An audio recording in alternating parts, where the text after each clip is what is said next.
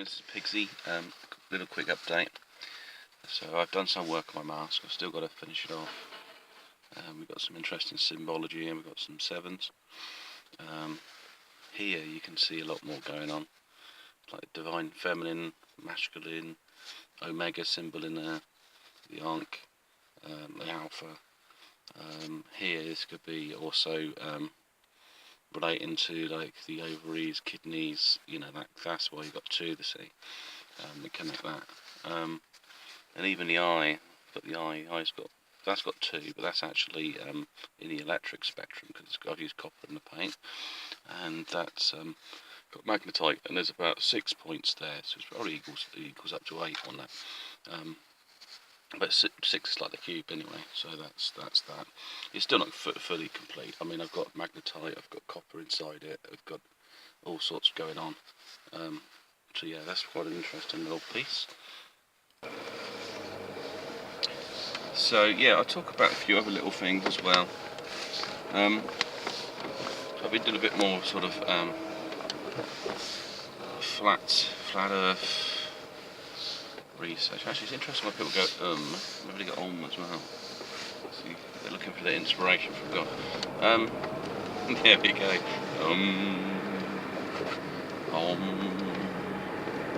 Rum. So you can interlace with different words. They have a different energy frequency effects. That seems to be going on. So yeah, I was just about really flat Earth. I mean, basically, I think, or maybe I shouldn't just say the flat Earth, the model of different Earths, or what the Earth could actually be. And then the idea that water can't go around a spherical object because it would just drop off the sides. So what we need to do is slow it all down. So is the Earth moving as fast as they say it is? Is there a way that can be checked, basically? So, excellent. Yeah, so basically there's a way that can be verified. We just need to break down the puzzle a bit more. It's a bit like, if I can only see 5% of the electric spectrum for my sensory perception, then I can't really use that as a justification that I know how far something is, how level the horizon is, all these other sort of measurement systems that we use anyway.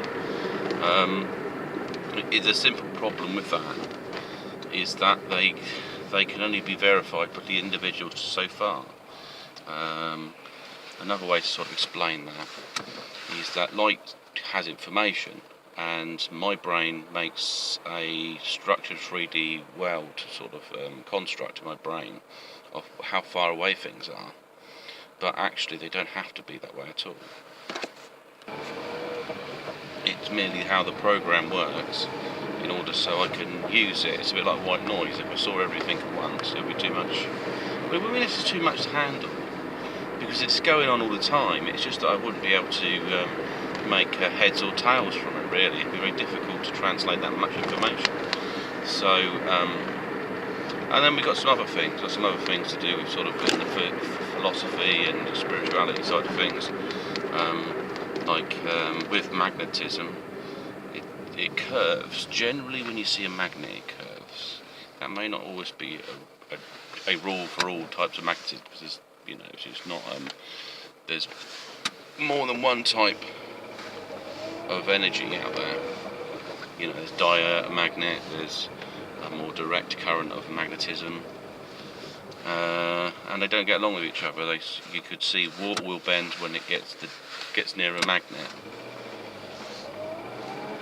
And so the next question is what is so okay, so gravity doesn't exist, but there are forces that draw things together, and then the only relationship they can have to each other is through some sort of a subatomic level, and beyond that. So what relationship does water have to the Earth? And it's more of a question of frequency. Now, water has special abilities in that it's shape-shifting, it can form to different things, it can also be manipulated by a consciousness, basically. that's sort of as an experiment. Can the human mind, or any mind, to be honest, influence water? Now, if someone said, well, water isn't shape-shift and so on, when it turns into a crystal, it's got multiple different types of crystals it can be, which indicate that it has some kind of variation within it. They might say it's the water itself, but it goes way beyond the vessel in itself. So yeah,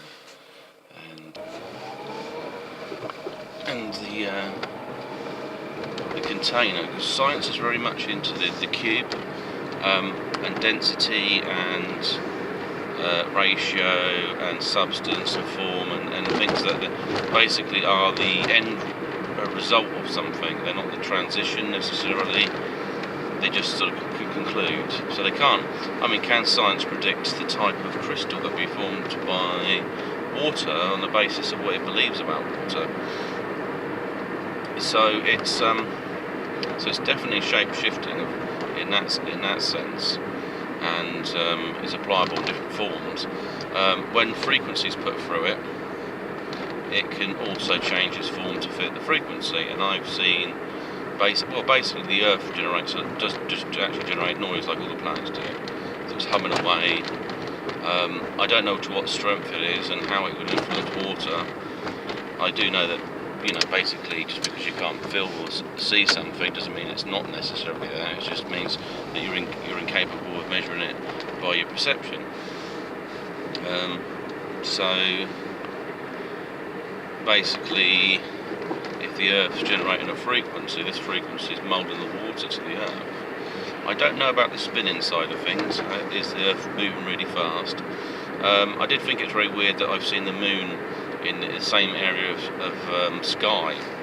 Probably can't see it today though, but that's something I might measure. There's another way you can measure that as well. That could probably be, you could measure basically, if the distance is correct, then the speed could be measured by where it is. You only need so many points of reference to figure things out mathematically.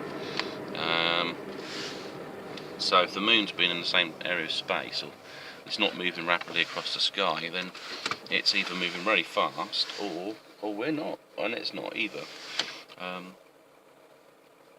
Which is something to think about, basically. What is the moon? How does that relate to things? But I don't think some arguments are not so intelligible. There's also another factor as well. With the water at the sea, it's the salt level in it as well. You can run a current through it, or it actually has electrical properties within the water. In the same way the air has a kind of static, that's another sort of electricity. It has a kind of residual energy that we don't really get into. We do experiments like balloons and getting your hair to stand on end.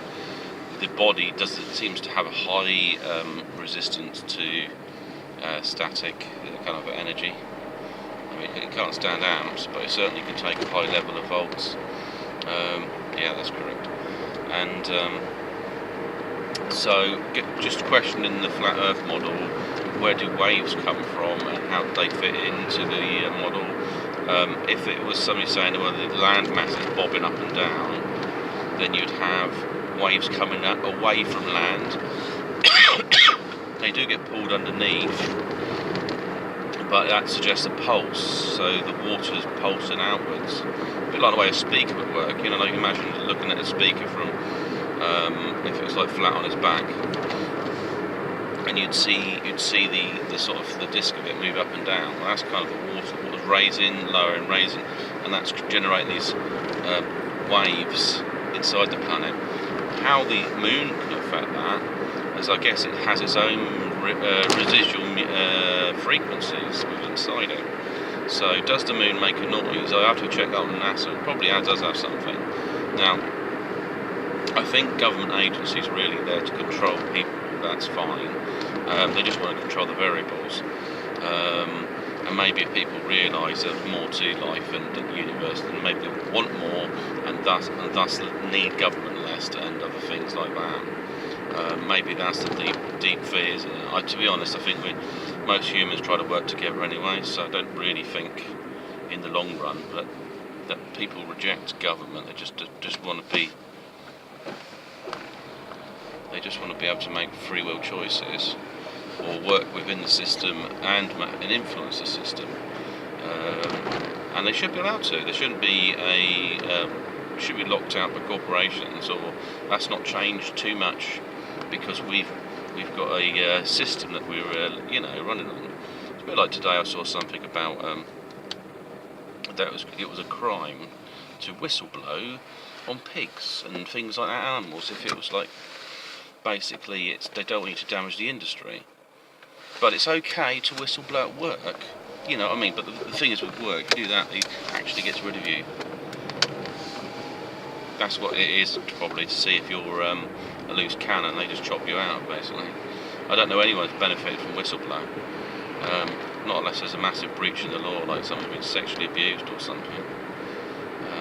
But even then, they still lose their job. So that's one area of thoughts. So yes, definitely frequency. I've seen experiment online where basically a water drop is held. There's a whole string of pearls that are held up in the air. I mean, the Earth could be fairly flat. It could be like the land mass is fairly grouped together, and there's a whole section of the Earth that we haven't even seen. You know, that kind of thing. It's possible, you know. But when I took a trip from one side of from the UK over to Australia, it seemed very, very long to get through Russia. And then I was looking at other areas to get to this thing, and I mean, like when I went to Ukraine, it was fairly quick. It's a couple of hours, really. The time zone rolls back, but as if there wasn't any time zones. Yeah, I'm sure there is, but it just seems very strange. Imagine that. That'd be very confusing. But that's, you know, basically they just suggest that light moves a certain way that measures the day. But I think everything should be questioned. That's why. And I'm not trying to sound like a moron about things. It's just that you need to find what makes the most sense to you.